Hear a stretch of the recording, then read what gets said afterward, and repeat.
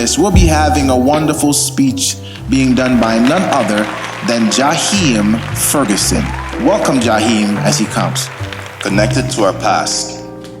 As a race, with the passage of time, our culture and traditions have been changing and adjusting as we still struggle to adapt while attempting to find our niche, our place in society, fitting into what is seen as acceptable norms.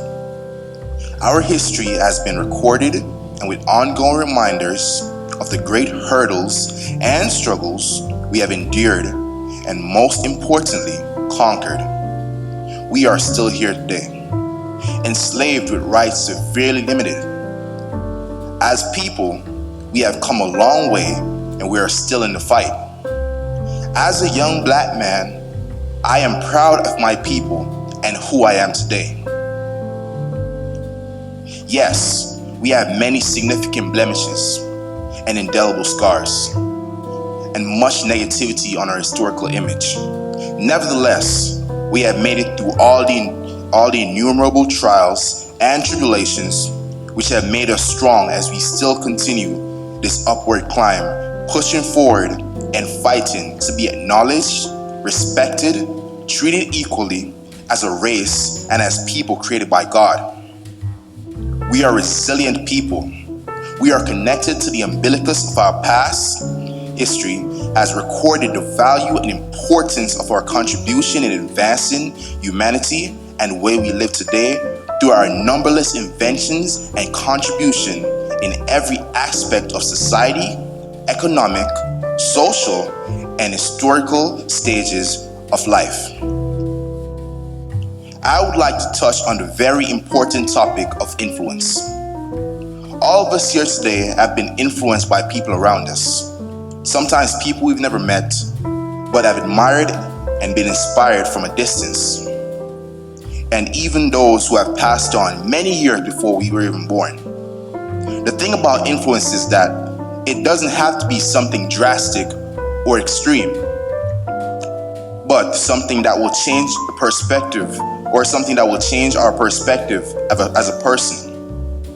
But rather, something very small but impactful enough to switch our views even slightly in the moment. But in the long run, miraculously opens to us many new possibilities that weren't sure or even conceivable. It makes me wonder, what small changes I have made to my own life that has influenced the person I am today and the person I will become? As someone who aspires to become a writer one day, there are many positive influences from within the black community. One person who has influenced me recently is Lawrence Hill, and his story on how he and his siblings got into writing. His father, Daniel Hill, was a writer, sociologist, civil servant, human rights specialist, and black Canadian historian. He would ask them if they ever wanted anything. They would respond verbally, and he would reply, put in writing.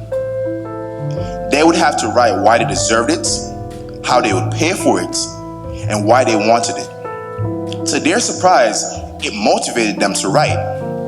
Lawrence Hill is one of the most important contributors to the black culture in Canada, and the publication of his internationally acclaimed novel, The Book of Negroes, has placed him among Canada's most successful writers. Speaking of being connected to our past, another person who has influenced me is my aunt, who was influenced by her minister, who played a vital role in developing her walk with God.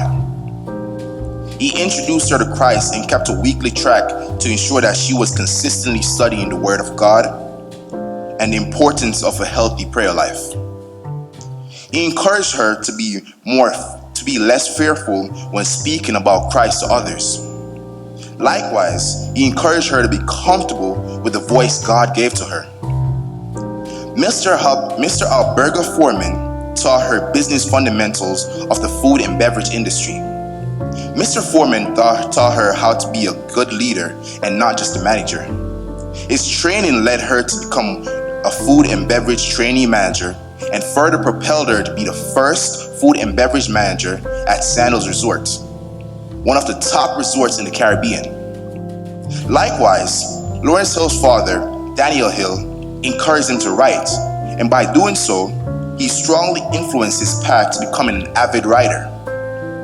Lawrence Hill has somewhat influenced my outlook on what it truly means to write what you believe in, and what it takes to make that come to fruition. Just like how my aunt was influenced and encouraged by Minister Sampson to embrace her voice, and Mr. Foreman's influence in teaching, which made her into the leader she is today. She has in turn influenced my perspective on what I want to become and the environment needed to make that a reality. Now more than ever, as a race, I believe it is critically important for us to try and positively influence one another. Making that connection is integral, not only to our survival, but our ultimate success. As a race, our future depends on it. We must be prepared. We must keep our ears to the ground and listen. There is an open avenue that is accessible to us. Who we are and what God made us to be is never a barrier, but rather an open door that if accessed, we are promised endless possibilities. We are connected to our past. The spirit to overcome is with us and within us. Our racial identity is more than socially determined. Rather, it is defined by the God who made us. And because of that, we're overcomers. We are victors, not victims, of man-made systems that would want to re-enslave us. We are one race, the human race, a resilient race. It has been said, the goal of resiliency is not to necessarily bounce back, but to bounce forward. It is the ability to maintain your purpose even while adapting your methods. If we cannot control the volatile tides of change, we can build better boats. We must remain connected. As united we stand, divided we fall. Thank you.